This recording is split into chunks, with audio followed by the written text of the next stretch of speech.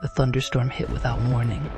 Rain hammered the gas station roof, and lightning turned the parking lot white every few seconds. Thunder shook the windows so hard I thought they'd shatter. That's when I saw him through the glass, standing motionless in the downpour, just staring at the station. I worked night shifts at this 24-hour gas station on the edge of town, and what happened last Thursday has me seriously reconsidering this job. Most nights, I'm just restocking shelves and scrolling through my phone between customers. But that night was different. By 11 p.m., the storm was in full force. I was behind the counter when lightning flashed and this guy walked in, mid-30s maybe, wearing a silk hoodie. He didn't say anything, just wandered over to the cooler section and stood there staring at the energy drinks while thunder rumbled outside. Here's the thing that immediately felt off. He was absolutely drenched, like he'd been walking in the storm for hours. Water pooled around his feet, muddy footprints across the floor I just mopped. I called out asking if he needed help, but he didn't respond. Lightning flashed through the windows, illuminating his face for a split second. After maybe 5 minutes, he finally grabbed a Red Bull and came to the register. When he put it down, I noticed his hands were covered in mud, caked under his fingernails. The guy still hadn't said a word. I told him the total, and he just stood there with this blank expression, eyes completely unfocused. Thunder crashed outside, making me jump. I repeated the price louder, and that seemed to snap him out of it. He pulled out a soggy 20. As I was making change, he finally spoke. His voice was hoarse, barely above a whisper, almost drowned out by the storm. He asked me if I'd seen his daughter. I told him I hadn't and asked if she was missing. Came to it, just repeated it. Have you seen my daughter? Same exact tone, same inflection, like listening to a recording play twice.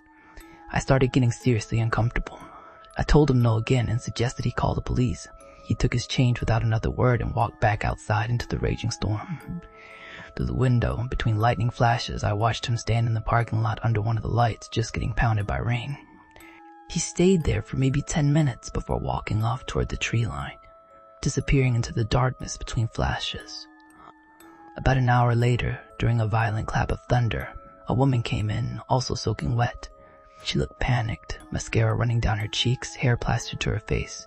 She rushed up and asked if I'd seen a man in a hoodie. My stomach dropped. I told her, yeah, he'd been here about an hour ago. Her face went pale. She asked which way he went, and I pointed toward the woods. She started crying and pulled out her phone to show me a picture. It was the guy from earlier, same hoodie. But here's what made my blood run cold. She told me that was her father, and he'd been dead for 3 years. She said she'd been following him through the storm ever since she saw him walking past her house earlier that evening. I didn't know what to say. She begged me to tell her everything he said, so I repeated the conversation. When I got to the part about him asking for his daughter, she lost it completely. Started screaming about how that was impossible, her voice competing with the thunder. I tried to calm her down, but she just ran back out into the storm. I immediately locked the door and called my manager. The storm was getting worse, rain hammering the roof like a drum. My manager told me to keep the doors locked and that he'd be there in 20 minutes. Those 20 minutes felt like hours. I kept watching the tree line. The thunderstorm raged on, and every flash of lightning made shadows dance across the parking lot. About 15 minutes into waiting, during a bright lightning strike, I saw movement by the dumpsters. My heart started racing when I realized it was the woman. She was just standing there in the pouring rain, staring at the store, completely motionless despite the wind and thunder. I didn't open the door. Something about the way she was standing felt wrong. She wasn't trying to come in, wasn't seeking shelter. Just standing there, motionless, getting drenched. Lightning flashed again, and she was still there. After a few minutes, she turned and walked back toward the woods, vanishing into the storm. When my manager finally showed up, I told him everything. He checked the security footage, and here's where it gets even weirder. The cameras showed the guy coming in and approaching the counter, exactly like I remembered. You could hear the thunder in the background, but when he spoke, you can't hear him. You can see his mouth moving, but there's no audio, just static. You can see her crying and showing me her phone, hear the storm raging outside, but no audio of her voice. Just static. Our security system records sound perfectly every other time. My manager didn't know what to make of it. He stayed with me for the rest of my shift while the storm slowly passed, and we both kept watching those woods. I requested to switch to day shifts after that. I've been back 3 times since then, and each shift, right around the same time, I see movement by those woods. I never see anyone clearly, just shadows that move differently than they should. Last night, During another storm, someone knocked on the glass door after I'd locked up. When I looked, there was nobody there, but there were muddy handprints on the window, 5 perfect prints like someone had pressed their palm against it. I'm a property inspector, which means I spend a lot of time in empty houses. This particular house was listed as a foreclosure, sitting empty for almost 8 months. The previous owner had apparently just disappeared one day. The bank wanted it assessed and cleared for sale. It was this old 2-story farmhouse about 40 minutes outside the city, surrounded by overgrown fields. I arrived on a Tuesday afternoon as dark clouds were rolling in. Right away, something felt off. All the curtains were drawn, and when I let myself in, it was genuinely cold inside. This was in July. By the time I started my inspection, I could hear distant thunder rumbling. The main floor was relatively normal. Dusty furniture, some belongings left behind. The kitchen had this weird smell though, like burned plastic mixed with something metallic. I couldn't locate the source. As I started up the stairs, the storm hit. Rain began pelting the windows, and thunder shook the old house. Halfway up the stairs, I heard what sounded like footsteps above me. Quick, light steps like someone running. I stopped and listened. The footsteps stopped too.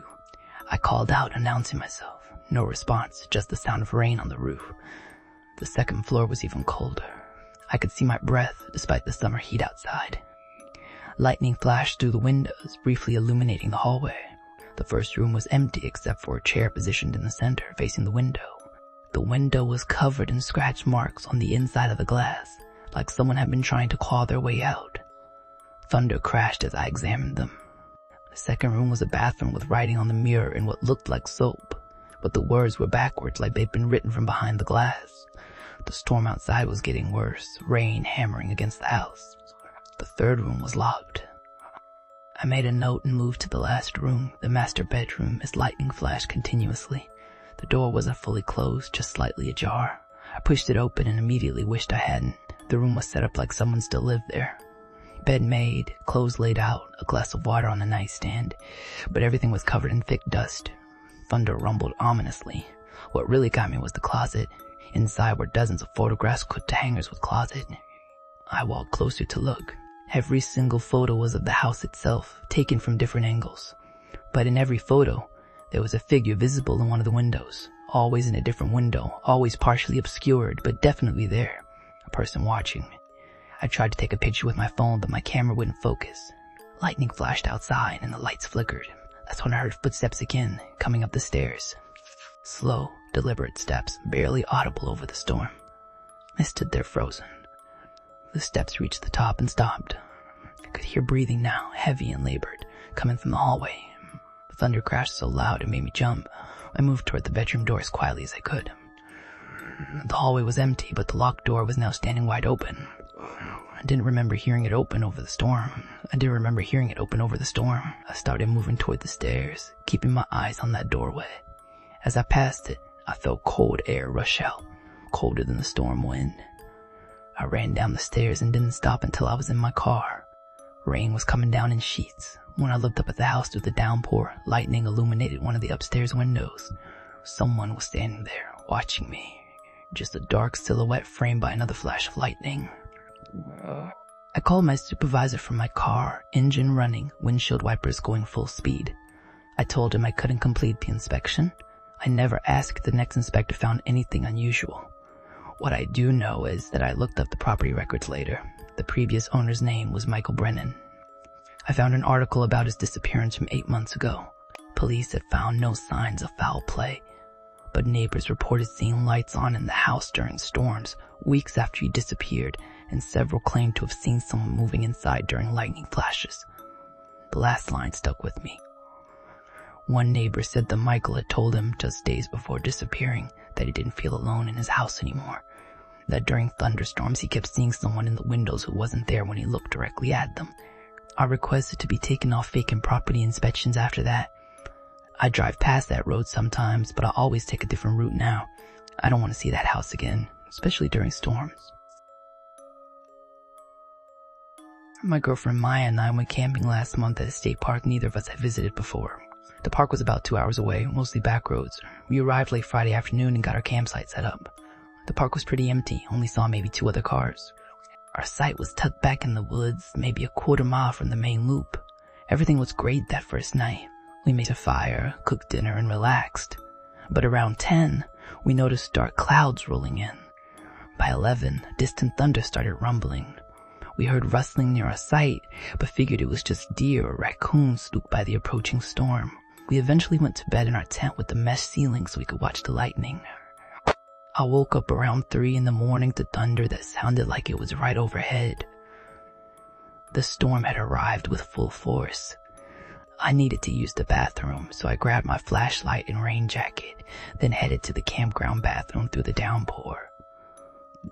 As I walked, lightning flashed constantly, and I noticed how the storm had silenced everything else.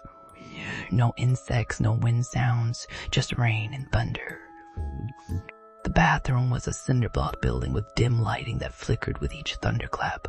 I was washing my hands when I heard the door creak open behind me during a lightning flash. I looked in the mirror, but there was nobody there. The door was slightly open though, rain blowing in. I walked over and looked outside into the storm. The path was empty, just sheets of rain visible in the lightning. About halfway there, between thunder crashes, I heard footsteps behind me, not running, just walking, matching my pace, splashing through puddles. I stopped and turned around during a lightning flash, shining my flashlight down the path. Nothing but rain. I kept walking and the footsteps started again, staying right behind me. When I reached our campsite, I practically dove into the tent. Maya woke up and asked what was wrong. Rain hammering the tent. Maya woke up and asked what was wrong. Rain hammering the tent fabric. I told her I thought someone was following me through the storm. She grabbed her flashlight and went outside to check, getting instantly soaked. After looking around, she came back and said there was nobody there. She said I probably just got spooked by the storm and darkness. Around 4:30, just as the sun was starting to lighten the sky, but the storm still raging, Maya suddenly sat up and grabbed my arm. She was staring at the mesh ceiling, eyes wide. I looked up and saw what scared her through the rain-soaked mesh. There was someone standing right outside our tent, illuminated by lightning. We could see their silhouette through the fabric. They weren't moving, just standing there in the pouring rain. Maya whispered asking who was there, but there was no response, just thunder rolling across the sky. The figure just stood there, then slowly started walking around the tent during lightning flashes. We could see its shadow moving across the fabric, circling us in the storm. Maya grabbed the bear spray we'd brought. The figure completed one full circle and stopped right above where we were lying. We could hear breathing now, slow and steady, just inches from our heads, somehow audible over the rain. Lightning flashed bright. Then it spoke. A whisper, barely audible over the storm. It said, "I found you." Maya started yelling, telling them to get away or she'd call the police, her voice competing with the thunder. The figure took a step back, moved toward the woods, stopped at the tree line during a lightning flash, turned back toward our tent one more time, and then disappeared into the storm. We packed up faster than I've ever packed anything in my life, everything getting soaked. We threw everything in the car and got out of there, rain still pouring. As we were driving back through the thunderstorm, Maya noticed something unsettling. There were no other cars in the parking area anymore. The 2 vehicles that had been there were gone. We stopped at a gas station once we got out of the storm and called the park ranger's office to report what happened. The ranger seemed confused. He said there were no other campers registered for that night, just us. When Maya mentioned seeing other cars, he insisted that was impossible. We told him about the person outside our tent during the storm, and he said he'd send someone to check, but I could tell he didn't believe us. When we got back to Maya's apartment, she went to unpack and found something that made her drop everything. Inside her backpack was a photograph neither of us had seen before. It was a picture of our tent during the storm, taken from maybe 20 feet away, rain visible in the flash. You could see 2 shadows inside. Us, sleeping. The picture was printed on regular photo paper. Someone had taken it, printed it, and slipped it into Maya's bag. The timestamp on the back, written in pencil, said 4:17 a.m. Right around the time that figure was outside our tent during the thunderstorm. We never went back to that park. We reported everything to the police and gave them the photo. They took a report but said without other evidence there wasn't much they could do. They suggested it might have been another camper playing a prank, But that doesn't explain why the ranger said we were the only ones there. The worst part is we still don't know who that person was. Sometimes at night, especially during storms, I think about those words. I found you, and wonder what they meant. Maya refuses to talk about it anymore, but I can't stop thinking about it.